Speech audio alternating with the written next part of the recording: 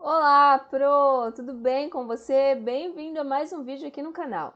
Bom, hoje dando sequência ao nosso estudo do programa Mais Educação São Paulo, Subsídios para Implantação. Nós paramos lá na página 18, então vamos até a página 18 aqui. Opa, aqui está. E no último vídeo nós paramos aqui em pré-condições para uma educação de qualidade, certo? Então nós vimos que para se ter uma educação de qualidade a gente precisa do Estado de Direito democrático, depois a democracia representativa e participativa em funcionamento, políticas públicas, aqui uma questão que precisa ser muito pensada e levantada a bandeira dentro das unidades escolares por nós, professores, efetividade, garantia de inserção adequada de profissionais no sistema de ensino e remuneração, que a gente sabe aí é um assunto também que a gente bate muito na tecla, não é mesmo? E aí agora a gente começa a falar sobre quais são de fato as condições de uma educação de qualidade. Então vamos lá. Primeira condição é justamente a infraestrutura física adequada de escolas em termos de acessibilidade a todos, então proximidade física ou transporte gratuito, devidamente equipadas, então salas de aula, biblioteca, laboratórios, sala de uso multifuncional, refeitório, pátio, quadras e equipamentos de esporte, condições adequadas de vestuário e alimentação dos alunos. Bem, nisso a gente não pode negar, a prefeitura, ela entrega para a população, para a comunidade, para os seus alunos este básico, né? Então, todas as escolas ali, elas têm acessibilidade, tem ali o básico do equipamento que precisa ter, né? Da equipação aqui, salas de aula, biblioteca, enfim, e condições adequadas de vestuário. Então, ela disponibiliza o uniforme. Agora, com todo esse processo da pandemia, a gente sabe bem que os alunos, os pais estão recebendo, se não me falha a memória, um cartãozinho com o valor para ser comprado esse uniforme. E alimentação dos alunos, então as crianças vão às escolas para se alimentarem. Inclusive agora nessa questão da pandemia, a prefeitura ela tem mandado para as escolas cestas básicas, enfim, para atender esses alunos, esses que têm uma necessidade de condições menos favoráveis, não é mesmo? Depois, projeto pedagógico elaborado coletivamente e em permanente implementação com participação da comunidade. Olha, o projeto pedagógico é um assunto que a gente conversa muito, é um assunto assim, que ele é o famoso, não é mesmo? Porque o projeto pedagógico, projeto político pedagógico, ele é o coração, é a alma da unidade escolar. Mas ainda assim a gente sabe que existem alguns problemas sobre essa questão do projeto pedagógico. Ele é de fato escrito pelos funcionários, pelos profissionais da unidade escolar, ou ele é um copia e cola de outra escola. Enfim, aqui no canal tem também, se não me falha a memória, 2 vídeos onde eu falo um pouquinho sobre o projeto pedagógico, projeto político pedagógico. Outra condição para uma educação de qualidade, carreira docente transparente e efetiva e processos de avaliação transparentes do desempenho dos profissionais da educação. Bem, todo ano a gente tem aí, pelo menos na rede direta, uma avaliação de desempenho, né? Então a gente faz uma avaliação individual e a gente avalia também os nossos superiores, e isso acontece com eles também. Eles, os nossos superiores, precisam nos avaliar. Só que isso eu acho que é um pouco maior para os profissionais que estão ainda ali passando pelo processo do probatório, como é o meu caso, por exemplo. Eu estou na prefeitura há apenas 2 anos, então eu ainda estou dentro do processo probatório. E a outra condição é a gestão democrática, representativa e participativa, eficiente, eficaz e efetiva. Gestão democrática é algo que recentemente vem se falando tanto assim. Apesar de, não sei se você sabe, gestão democrática é algo que consta lá na nossa Constituição Federal. Então, dentro da Constituição de 88 já se fala sobre a gestão democrática. Então, não é algo novo, algo que surgiu recentemente, tá? Talvez recentemente é que vem se dando mais atenção para isso de fato. Bom, práticas de uma educação de qualidade. Então, quais são essas práticas? Exercícios cotidianos do currículo em tempo integral, que mobilizam todos os sujeitos e recursos da comunidade educativa, constituindo um ambiente educativo em relações de ensino-aprendizagem que sejam experiências de valor vital em todas as dimensões para todos. Então, dimensões cognitivas, simbólicas, estéticas, políticas, corporais, intelectuais, comunicativa, criativa, responsável, participativa e prazerosa. Depois, experiências de descoberta e construção coletiva, integrada e interdisciplinar de conhecimento que despertem e estimulem as potencialidades dos alunos. Então, aqui a gente já consegue enxergar um pouquinho da educação infantil, não é mesmo? O currículo da educação infantil já fala que a gente precisa possibilitar aos nossos alunos, aos nossos pequenos, atividades que despertem e estimulem suas potencialidades. Permitam à comunidade educativa ser também uma comunidade aprendente em permanente desenvolvimento. Então, assim, né? Nós, enquanto professores ou profissionais da educação, nós não podemos ser taxados e pensar que nós sabemos tudo e os donos da verdade, porque a gente sabe que de fato isso não acontece. A gente vai sempre aprendendo e experienciando coisas novas. Experiências que respeitem cada sujeito e cada grupo em suas identidades de gênero, idade, raça e etnia, condições físicas, mentais, psíquicas, orientação afetivo-sexual, formação e convicções políticas e religiosas, origem regional e nacional, preferências estéticas, linguagens e etc. Aqui não está falando que você deve mudar o seu modo de pensar e deixar de acreditar naquilo que você acredita. Não, simplesmente que nós devemos respeitar o outro. Primeiro, olhar para o outro, né? O outro, nesse caso, a nossa criança, o nosso aluno, olhar para ele, reconhecê-lo enquanto sujeito e ver que ali existe uma identidade e respeitar essa identidade. E a partir dessa identidade, do conhecer a nossa criança, é que nós vamos propiciar, possibilitar experiências significativas respeitando toda a demanda dessa criança ou desse aluno. Depois, resultados da educação de qualidade. Então, formação. Então, dentro do resultado da educação de qualidade, a gente vai ter uma formação, então, pleno desenvolvimento das potencialidades que cada sujeito educando leva consigo da escola como seu patrimônio de conhecimentos e sua constituição moral e que o possibilitam a usufruir de suas demandas básicas de alimentação, saúde, segurança, reconhecimento social, ou seja, participação plena da vida social, cultural e política da sua comunidade, da sua sociedade. A autoestima quanto às suas competências e possibilidades e potencialidades pessoais e profissionais, autorrealização pessoal e profissional. Olhando assim, parece que nós temos de garantir algum milagre para nossa criança, mas a gente tem que entender que essa formação, ela começa ainda lá na educação infantil, vai passar pelos anos iniciais, vai passar pelos anos finais, até chegar no ensino médio. Então, cada faixa etária vai ter um grupo de professores trabalhando, contribuindo um pouquinho para no final ter toda essa formação. Depois, outro resultado de uma educação de qualidade é a capacidade de inserir-se e ser bem-sucedido no mundo do trabalho.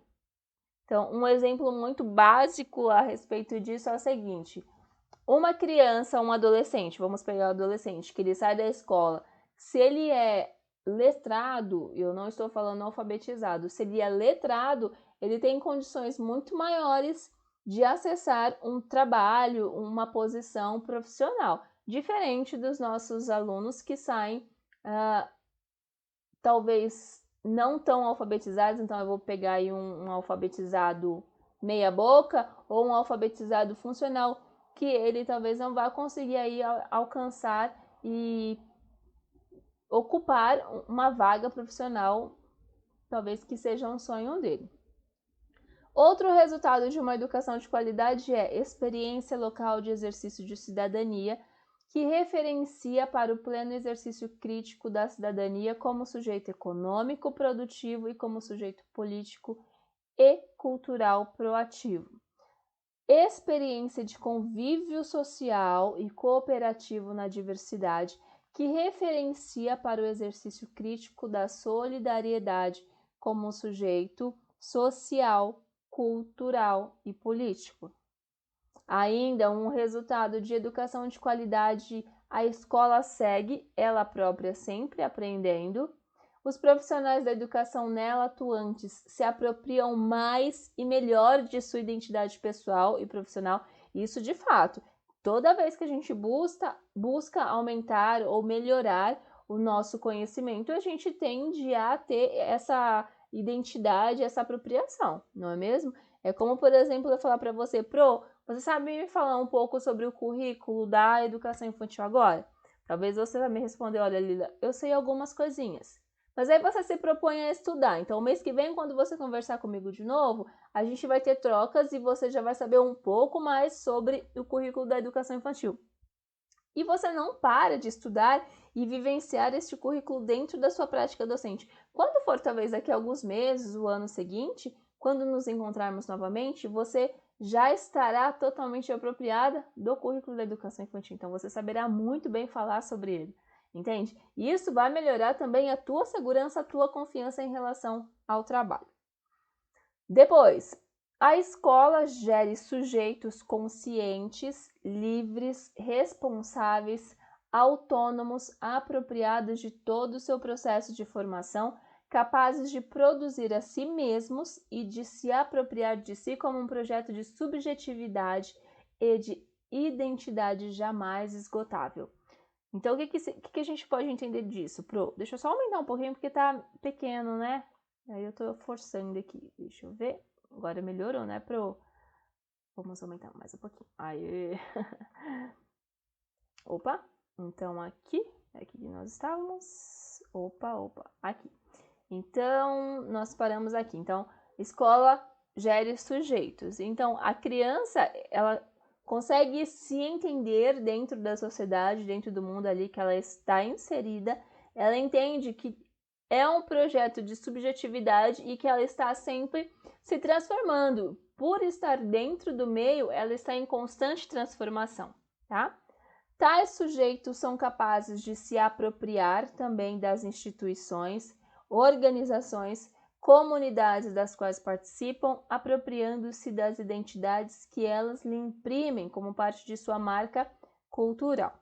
Tais sujeitos são capazes de se reconhecer como unidades da humanidade. Então, isso está lá em Comênios, 1657. As escolas devem ser oficinas da humanidade. O que significa oficinas da humanidade, Lila? Nós estamos preparando o nosso aluno para sair para o mundo, entende? Então, não tem aquele ditado, ou sei lá o que falam assim, de que os pais eles não criam os seus filhos para si, mas sim para o mundo. De fato, isso acontece dentro das escolas. Nós precisamos preparar as nossas crianças, os nossos alunos, para que elas sejam unidades da humanidade. Então, a gente vai lapidando. É como se elas chegassem brutas. Como não? Na realidade é isso, né? Elas chegam brutas dentro da escola e nós vamos lapidando conforme os anos vão passando. Nessas relações consigo mesmos, com sua cultura local e com a humanidade, os sujeitos educando são capazes de estabelecer duplo vínculo, de aceder aos legados disponíveis culturais universais e de deixar, por sua vez, o seu legado singular à cultura e à universalidade. Para compreender as tensões da evolução de conceito de qualidade na educação, recomenda-se a leitura do texto Por uma Educação de Qualidade Social, Fundamentos para o Currículo, do professor Alípio Casale. Esse texto analisa as concepções do termo qualidade ao longo das publicações de organizações internacionais, como a Declaração Universal dos Direitos Humanos, Relatório Delors, o Programa Internacional de Avaliação do Estudante, isso é importante, hein? E a noção de competências-chave da OCDE, as metas do Milênio 2000 e o Pacto Global da ONU. Analisa ainda outras questões relevantes ao tema, como a concepção da Organização Mundial de Saúde, acerca da qualidade de vida, o surgimento dos índices de desenvolvimento humano e de felicidade interna bruta. Então, a partir de todos esses documentos, então, documentos que não são apenas brasileiros, não é mesmo? Mas são documentos utilizados por outros países também, para se ter aí o que é qualidade, a concepção de qualidade. Eu não sei se dentro dos nossos estudos está abarcando esse tema, se for, é interessante, né? Mas seguindo aqui para princípios elencados pelos grupos de trabalho. Então, só lembrando, esse documento aqui do Mais Educação, ele foi montado a partir de GTs, né, grupos de trabalhos aqui, onde as pessoas se reuniram e foram conversando e pontuando o que nós temos aqui agora, que é esse documento. Então, quais são os princípios? A qualidade social na rede municipal de ensino. Primeiro, currículo como espaço da valorização ética da vida humana como mais importante do que qualquer convicção ou opinião. Então, de novo, hein? Currículo como espaço da valorização ética da vida humana como mais importante do que qualquer convicção ou opinião. Porque o currículo, ele nos mostra caminhos, mas ele deixa muito claro que tudo o que nos importa é o ser social que ali está sendo produzido, ou seja, a criança, o aluno. Qualidade social como acesso ao conhecimento, não como acesso ao consumo. Aqui a gente conseguiria ter uma discussão bastante interessante, né? Porque a qualidade social como acesso ao conhecimento. Será que realmente existe essa qualidade social ao acesso do conhecimento? Bom, enfim. A ampliação do acesso e atendimento a toda a população não se antagoniza à produção pedagógica de serviços de qualidade. Então, você ampliar o acesso à escola para todos não significa que você tem que ter aí um serviço ruim na produção pedagógica. Não se antagoniza. Então, as coisas elas precisam se encontrar, se entrelaçar. Precisa existir o acesso, né, a ampliação desse acesso, e também precisa existir uma boa produção, uma qualidade pedagógica. Centralidade do educando e sua aprendizagem, sejam crianças, jovens ou adultos. Foi o que a gente falou aqui no primeiro, né? O aluno, ele é tido como o centro de tudo, é a partir dele que todas as coisas devem ser pensadas. Compromisso das equipes gestora e docente com a aprendizagem dos educandos. Reconhecimento e incentivo à qualidade social já presente nas unidades educacionais. Formação de professores de acordo com os princípios acima. Envolvimento de todas as instâncias nos processos educacionais. Então, as ações não devem ocorrer neste ou naquele segmento. Devem envolver tanto a Secretaria Municipal de Educação, como as diretorias regionais, as unidades educacionais, e isso a gente entende: gestor, professor, funcionário, educando a comunidade. Então, tudo precisa ser discutido e envolvido, não é apenas um setor que vai tomar lá decisões. Depois, unidade, outro princípio, não é mesmo? Unidade educacional e conhecimento para todos, de forma democrática, participativa, popular, dialógica, inclusiva, humana e solidária. Então, qual que é a... Então, a gente vai entender aqui a equidade. Educação pública é para todos, garantia de direitos para todos, mas sobremaneira e prioritariamente para aqueles que mais precisam. Sobre essa questão aqui da equidade, a gente tem um vídeo aqui no canal, se não me falha a memória, acredito que onde eu trato sobre a avaliação da educação infantil, que fala um pouquinho sobre equidade, mas no currículo também a gente conversa sobre isso e explica o conceito de fato do que é equidade, porque às vezes a gente pode confundir o conceito de equidade.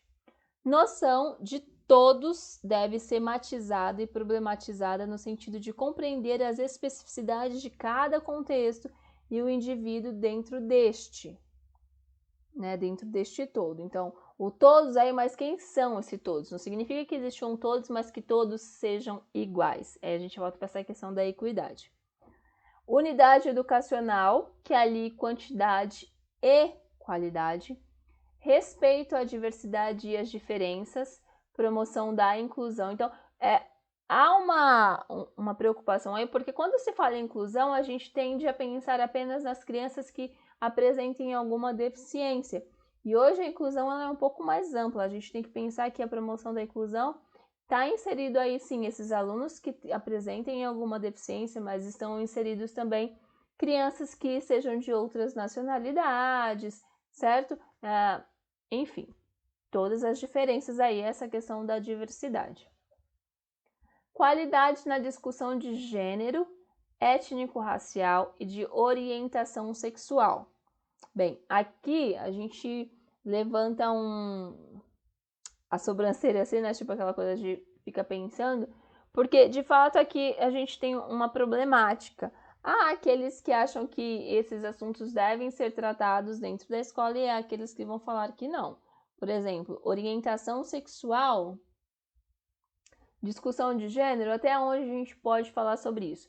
E essa é uma questão que o que a gente tem que entender agora precisa existir essa discussão sobre gênero, étnico-racial, de orientação sexual. E aí os pormenores, os detalhes de como que isso vai acontecer e até onde nós poderemos ir, talvez essa discussão fique a cargo do momento em que nós estamos lá montando o nosso projeto político-pedagógico. Inclusão de todas as crianças, jovens e adultos em termos de acesso e permanência em todos os níveis da educação básica. Então, a gente tem que garantir que eles tenham acesso e que eles consigam se manter ali. Reconhecimento das características específicas de cada ciclo da vida. Então, infância, juventude e vida adulta. E é bastante interessante a gente pensar nisso, por exemplo, quando a gente fala de alfabetização, né? Porque a alfabetização, ela é feita de um jeito aqui no finzinho da infância e no início da juventude, e ela é feita completamente diferente na vida adulta. Qualidade nas relações, então, uma unidade educacional onde todas as vozes circulem e sejam ouvidas.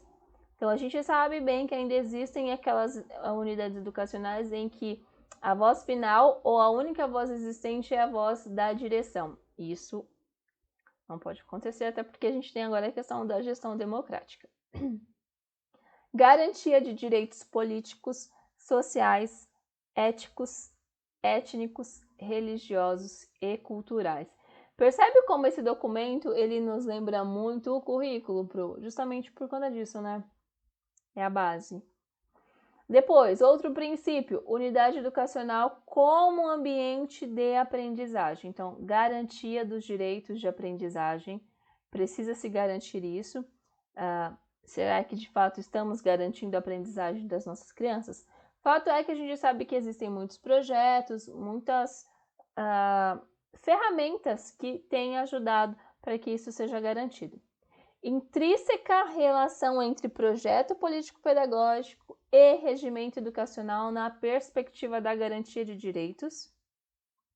Desenvolvimento máximo das potencialidades dos educandos, propiciando a construção de sua autonomia, criticidade, leitura de mundo, através de um ambiente prazeroso, atrativo e estimulador. Então, aqui aquela questão de possibilitarmos trazer para a nossa sala de aula atividades que sejam realmente significativas, né, que tragam à nossa criança, ao nosso aluno criticidade, que ele não tenha tudo pronto. E porque inicialmente, se a gente deixar que isso aconteça, as nossas crianças vão sempre olhar para a gente e vai falar assim, mas o que eu tenho que fazer aqui? E a gente vai lá e fala, não, você tem que fazer isso, isso, isso. E é a partir daí que eu acredito que a gente começa a errar, tá? Integração das etapas e modalidades da educação básica. Então, a gente tem lá, penso que é mais essa questão, aquela questão dos ciclos, né? Tem o ciclo, não me lembro agora, autoral, ciclo interdisciplinar, tá bom? Tem isso aqui também. Então, tudo tem que estar interligado. Porque, por exemplo, quando a criança ela está na educação infantil, ela terminou a educação infantil, ela vai lá para os anos iniciais. Então, ela troca, ela passa de etapa, de modalidade, mas precisa ter uma ligação, uma ponte. Tanto é que também, ao terminar os anos iniciais e ir para os anos finais, precisa também se ter essa ponte, e o currículo ele fala muito bem sobre isso. Reconhecimento e valorização das especificidades de cada etapa e modalidade da educação básica. Então, educação infantil, ensino fundamental e médio e a educação de jovens e adultos. Construção do currículo nas relações. Então, o currículo não é apenas o conhecimento organizado, mas deve contemplar os aspectos culturais e a diversidade viva. Então, por exemplo, quando a gente pensa aqui em São Paulo, a gente tem apenas um currículo, não é mesmo? Só que aí dentro de São Paulo a gente tem regiões.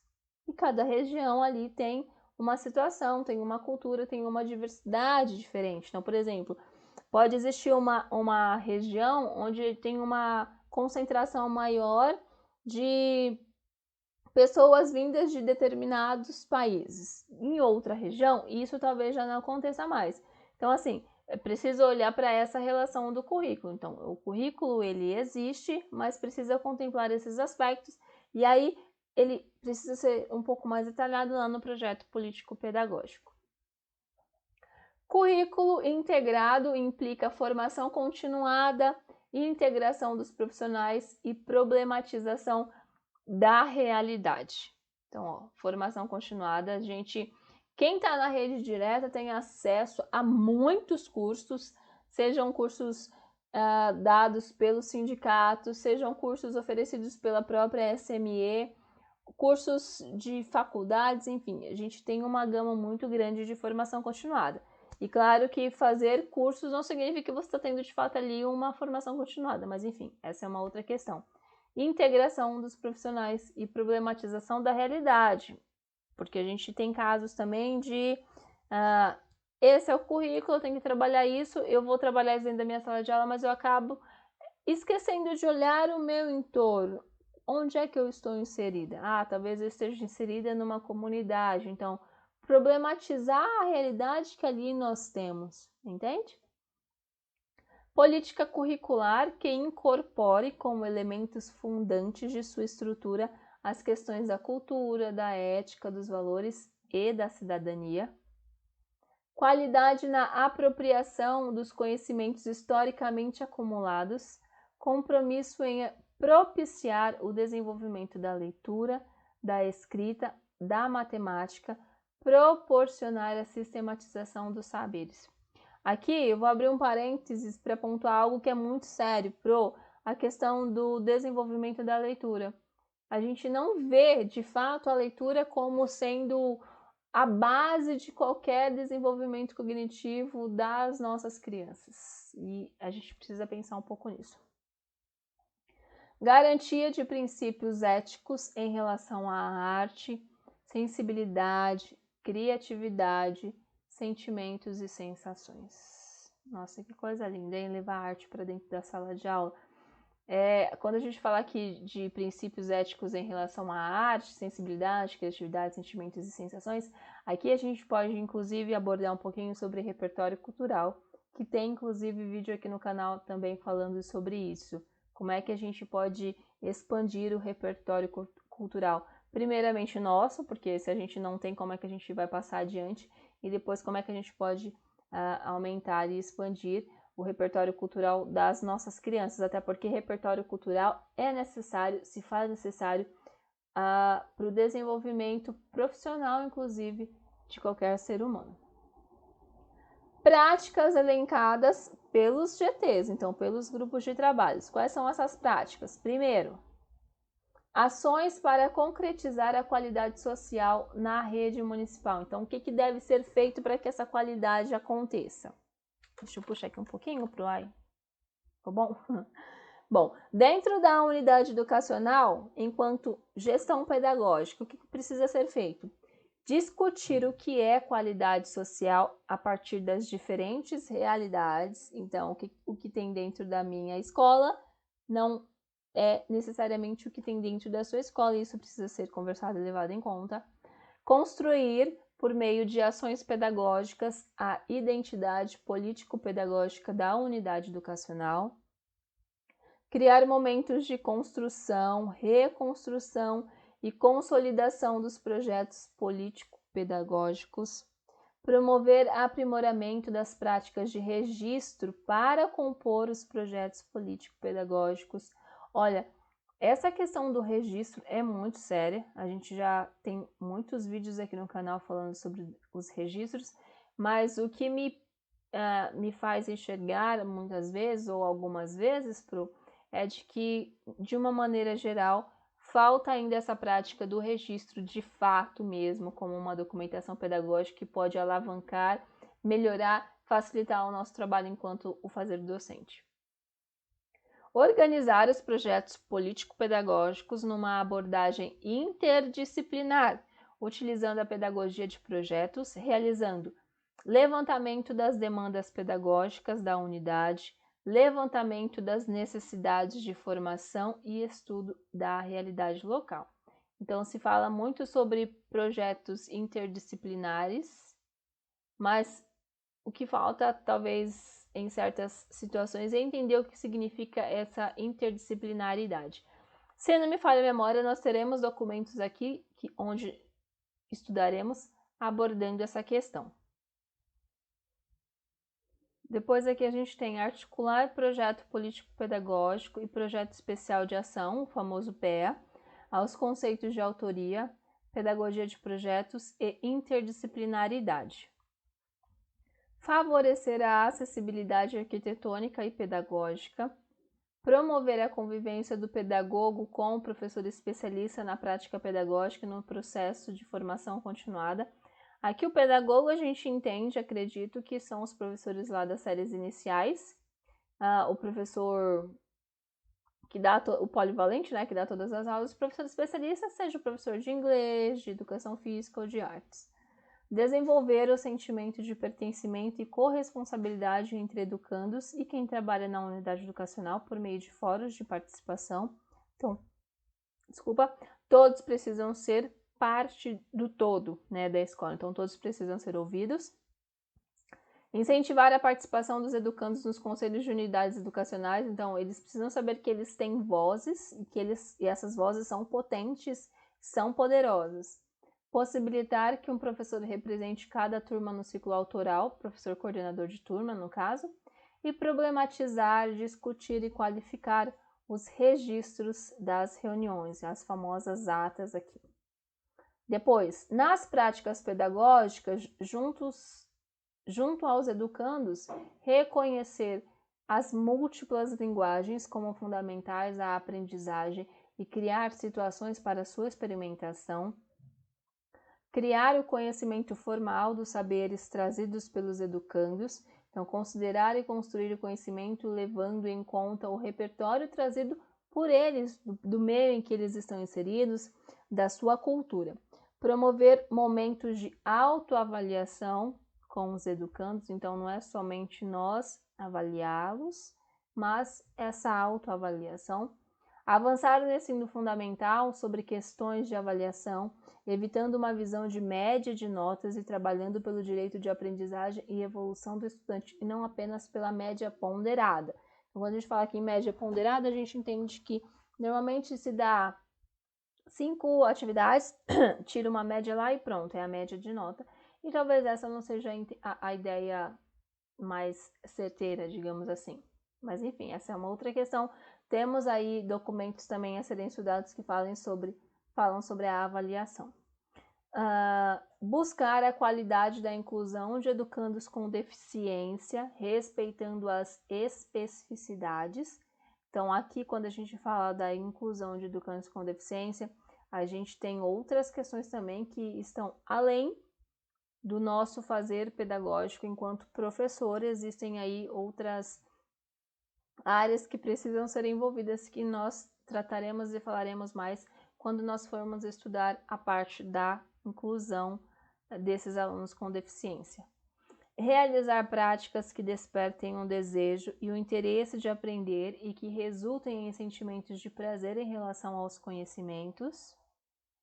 proporcionar aos educandos ferramentas para lutarem pela garantia da dignidade humana e contra as injustiças sociais, aquela questão de torná-los críticos, sabe, analistas ali do meio em que eles estão inseridos. Proporcionar aos educandos ferramentas para viverem experiências com a tecnologia.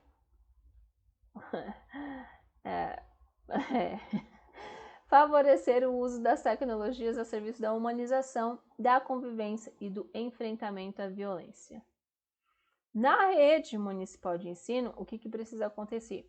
Formar uma rede de proteção intersecretarial, promover encontros intersecretariais nas unidades educacionais, nas regiões e na cidade, fomentar a gestão democrática em todos os níveis, realizar um planejamento articulado na RME, SME e DRES, com calendários de atividades, favorecer a acessibilidade arquitetônica e pedagógica, fornecer condições para a melhoria do processo de construção dos projetos políticos pedagógicos, promover encontros para a apresentação dos projetos que já são desenvolvidos nas unidades educacionais, tanto em âmbito regional como municipal. É muito legal essa parte aqui de encontros para a apresentação dos projetos. Eu lembro que a primeira escola que eu entrei, na região de São Miguel Paulista, participou desse encontro, né? Várias escolas iam apresentar ali os seus projetos, e o projeto da escola que eu estava, especificamente, da professora da aula de música, que também trabalha na sala de leitura, e venceu, inclusive, alguns prêmios, porque não é um projeto, assim, fabuloso. Então, é legal ter essa troca, porque acaba que existe essa troca de ideias, né? A gente pode buscar, pensar ideias para desenvolver na nossa unidade educacional também, a partir, obviamente, da nossa realidade ali. Organizar, aqui tá? Proporcionar a formação docente para os temas, então, currículo, pesquisa, interdisciplinaridade. Eu dei uma puladinha aqui na vírgula. Então, proporcionar a formação docente para os temas sobre currículo, pesquisa, interdisciplinaridade, pedagogia de projetos, registro pedagógico e gestão compartilhada. Tudo isso precisa ser estudado dentro a partir aqui da rede municipal. Então, a RME precisa proporcionar isso para a gente.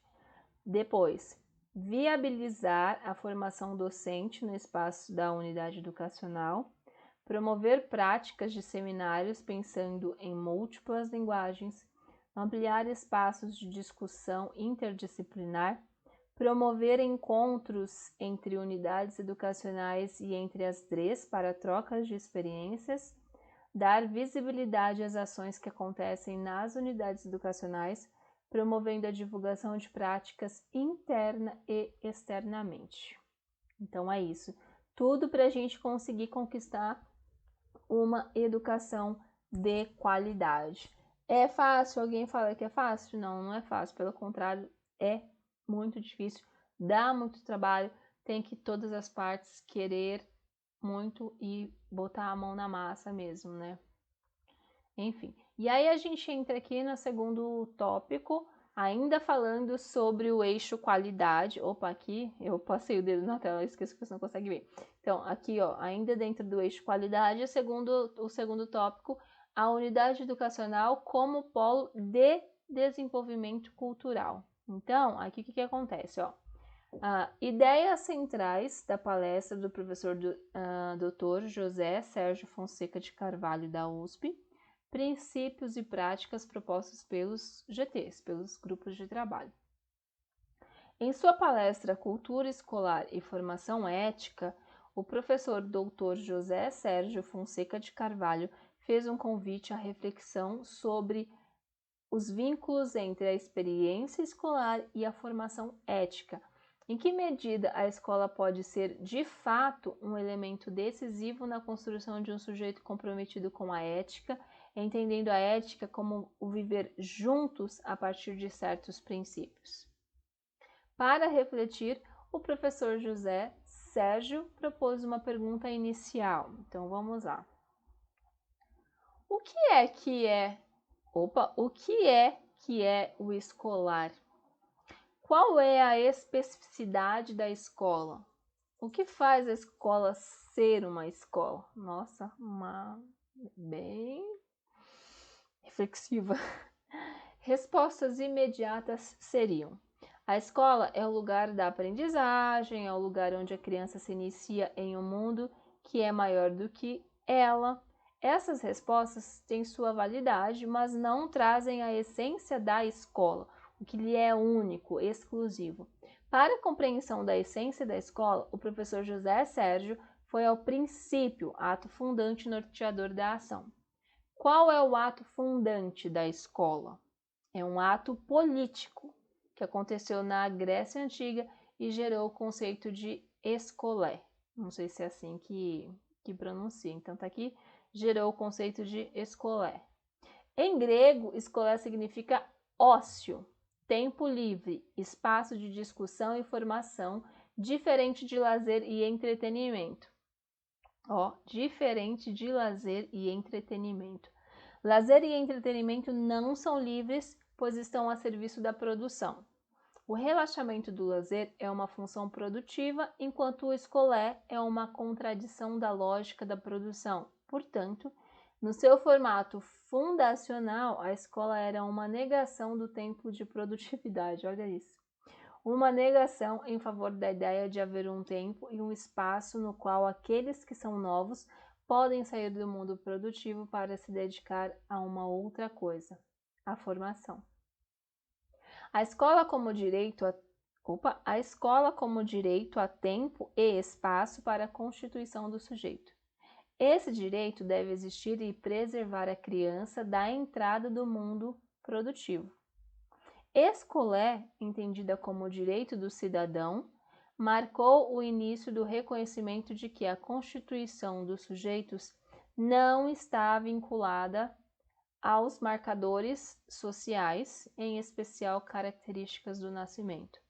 Houve pela primeira vez a instauração de uma igualdade. Nesse ponto, o professor José Sérgio lembra que é fundamental ressaltar que a promoção da igualdade pela escola não se dá no aspecto econômico e social. Essa visão é uma visão dos economistas sobre a educação, que ficou estabelecida nos últimos 20 anos. Promover o engajamento das instituições educacionais para o progresso econômico. Mas a escola não pode cumprir essa função que lhe é alheia, de produzir igualdade econômica.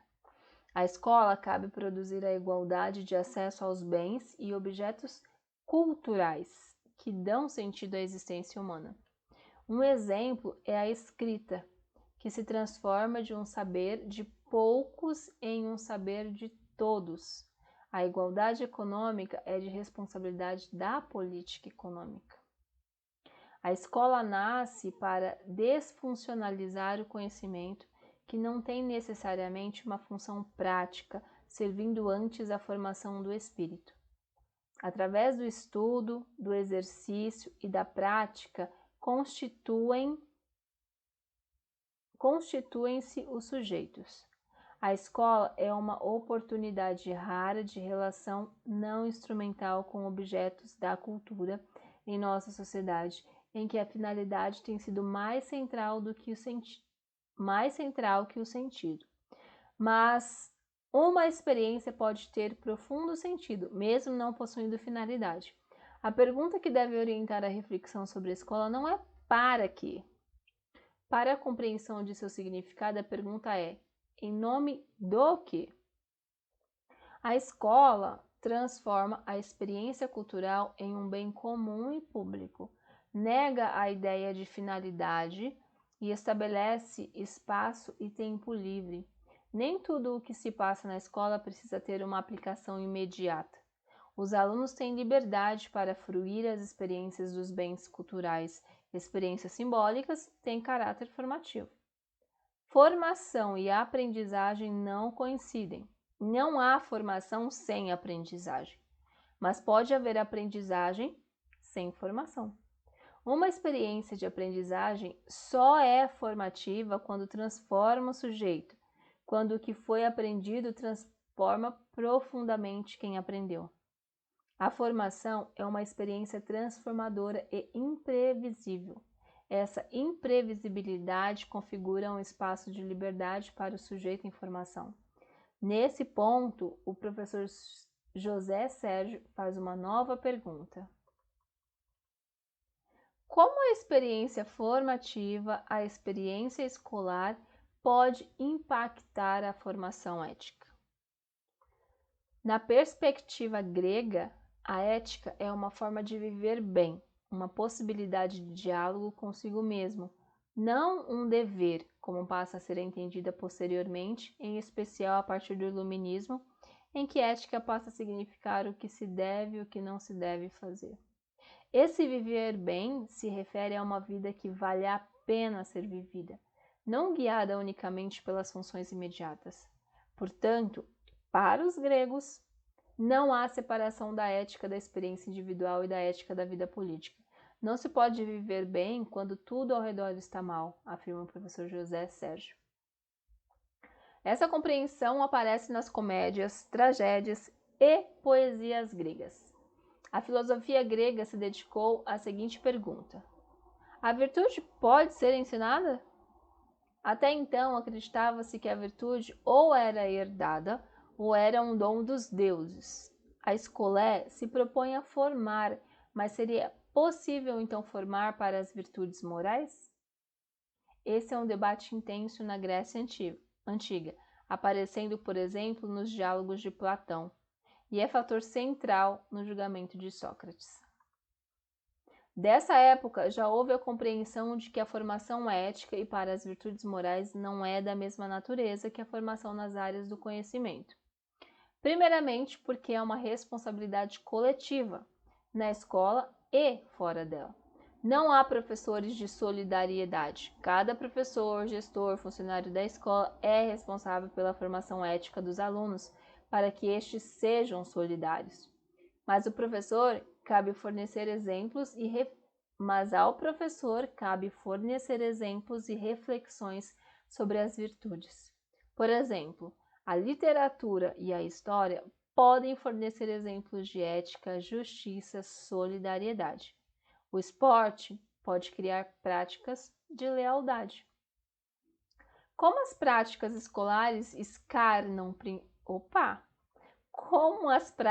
escolares encarnam princípios e os ensinam.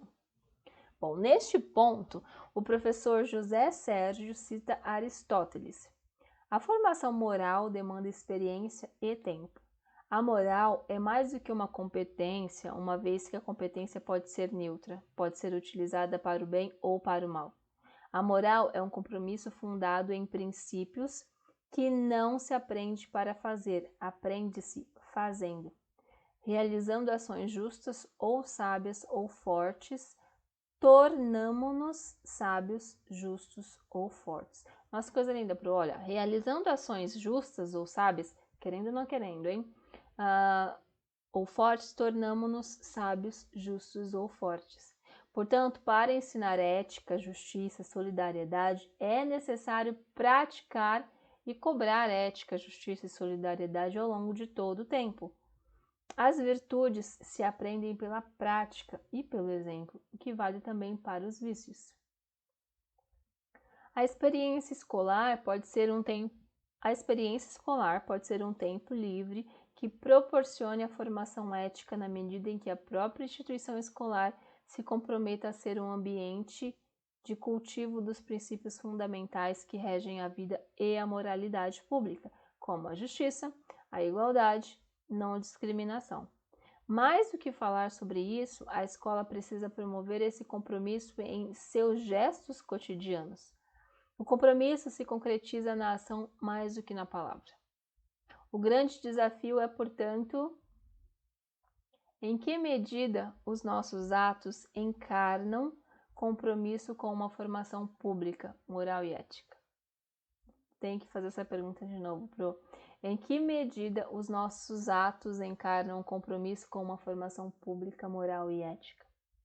O professor José Sérgio concluiu sua palestra com a seguinte citação: reparai, Entre o semeador e o que semeia há muita diferença. O semeador e o pregador é o nome. O que semeia e o que prega é a ação. E as ações são as que dão o ser ao pregador. Ter o nome de pregador ou ser pregador de nome não importa nada. As ações, a vida, o exemplo, as obras são as que convertem o mundo. Hoje, pregam-se palavras e pensamentos. Antigamente pregavam-se palavras e obras. Palavras sem obras são tiros sem balas. Atroam, mas não ferem. O pregar, que é falar, faz-se com a boca. O pregar, que é semear, faz-se com a mão. Para falar ao vento, bastam palavras. Para falar ao coração, são necessárias obras. Padre Antônio Vieira. Nossa, que lindo, né, Pro? Bastante reflexivo isso. Meu Deus, eu inclusive vou ler depois de novo, porque eu gostei bastante. Princípios elencados pelos GTs, então pelo grupo de trabalho. Então, é necessário refletir como ética, valores e cidadania fazem parte do currículo. Então, fazem parte do currículo, mas de fato eles são mostrados como exemplo no dia a dia. Deve-se buscar a efetivação nas práticas dos princípios teóricos que já são compreendidos conceitualmente. É necessário refletir sobre a cultura em relação à ética, valores e cidadania. Essas reflexões devem aparecer em todas as etapas e modalidades da educação básica e em todos os espaços. Ética, valores e cidadania permeiam o trabalho pedagógico de maneira implícita, ou seja, ali escondidinho, e devem ser explicitados nos projetos político-pedagógicos e nos projetos desenvolvidos pelos educandos e pelos educadores. Então, esses valores, né, ética, valores e cidadania, eles aparecem ali, mas em um determinado momento a gente precisa escancarar de que nós nos baseamos por ele. Os projetos são espaços privilegiados de desenvolvimento de ações que concretizem esses princípios. Ética, valores e cidadania devem ser trabalhados além dos eventos, então, diariamente. Há necessidade de concretizar mais esses conceitos nas práticas educativas, pois ainda há contradições entre o discurso e a ação. É necessário ampliar o olhar e a escuta para os elementos trazidos pelos educandos, funcionários, educadores. A noção de direitos e deveres precisa ser igualitária para todos os envolvidos no processo de aprendizagem. Essa questão de direitos e deveres, normalmente o aluno ele se sente um pouco lesado, né? Que de fato acontece mesmo e não pode. É necessário respeito nas relações dentro do espaço educativo. Os conceitos devem ser aprofundados, as vivências devem proporcionar a aprendizagem e contribuir para a formação. Todas as práticas pedagógicas são norteadas por princípios e valores, porém, nem sempre eles são discutidos e compartilhados. Na unidade educacional, como ambiente cultural, então as unidades educacionais também aprendem com os educandos. Educandos são investigadores e produtores de cultura e de conhecimento, nossa, com certeza. Educandos com acesso à produção cultural, promoção da autoria na prática docente, divulgação dos projetos e da memória das unidades educacionais em múltiplos meios, reconhecimento das marcas identitárias em sua pluralidade, diálogo com a história de identidade dos educandos, suas famílias e dos educadores, estímulo e valorização da expressão e da comunicação dos educandos de diversas formas por meio de múltiplas linguagens, aprofundamento da compreensão da realidade social, caminhando para a transformação.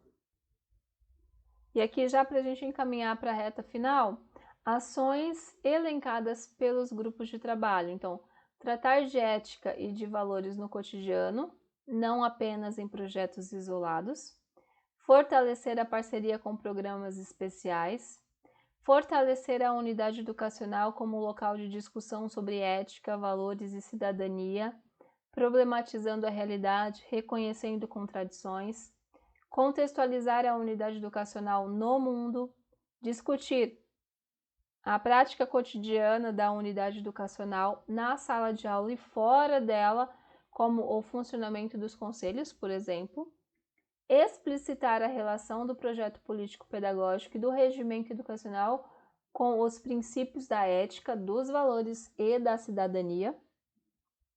Fortalecer a comunicação interna na unidade educacional pautada por esses princípios. Realizar formações sobre essas questões, bem como reflexões que levem à percepção de que não se trata de segmentar ou realizar ações pontuais, mas de considerar que ética, valores e cidadania devem ser objeto de todas as áreas e devem nortear as práticas cotidianas.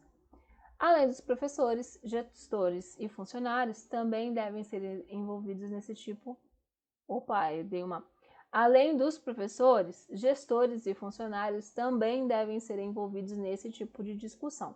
Então, portanto, na relação unidade educacional e comunidade, o que precisa ser feito? Promover diálogos entre a unidade e a comunidade, conceber ações e atividades que deem voz e visibilidades a educadores, educandos, famílias e responsáveis, promover encontros para a apresentação dos projetos a familiares e responsáveis, envolver a comunidade no processo de discussão dos projetos políticos pedagógicos e conhecer o que é oferecido na cidade em termos de projetos educacionais, culturais, esportivos e fazer o uso dessa oferta. Então, mais uma vez aqui eu vou repetir porque isso é muito importante. Conhecer o que é oferecido na cidade em termos de projetos educacionais, culturais e esportivos e fazer uso dessa oferta. Promover estudos de realidade local e, por último, promover espaços de troca sobre pesquisas existentes na comunidade bairro e também na comunidade do docente. Então, a gente percebe aí que existem muitos caminhos, né, para a gente perseguir até encontrar aí uma qualidade de fato na educação, mas a gente segue firme, não é mesmo, Pro? A gente vai parando por aqui porque, ó, no nosso próximo encontro nós falaremos aqui um pouquinho sobre a unidade educacional como centro de investigação cognitiva. Olha só, então, vamos falar um pouquinho sobre essa avaliação.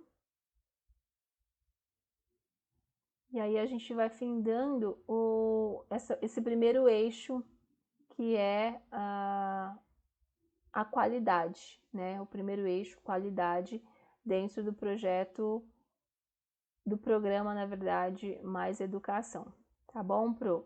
Eu espero ter contribuído de alguma forma, espero estar te ajudando nesses estudos. Eu sugiro que você coloque, caso você prefira, assistir o vídeo numa velocidade um pouco mais rápida, porque às vezes eu falo um pouco devagar, né? Eu particularmente gosto de assistir os vídeos sempre numa velocidade um pouquinho maior, tá? Vou disponibilizar ao longo da semana os próximos vídeos também, porque assim a gente não precisa ter uma data específica, né? Porque eu acho que só o sábado talvez seja pouco, né? Tem gente que quer estudar mais, sobrou um tempinho, olha, já vou ler ali, vou estudar um pouquinho sobre tal documento e aí já tem um vídeo disponibilizado, tá bom? Então eu espero te encontrar no próximo vídeo. Qualquer coisa, nosso meio de comunicação é aqui pela comunidade ou nos comentários no próprio vídeo. Espero te ver em breve. Um beijo. Até mais. Tchau.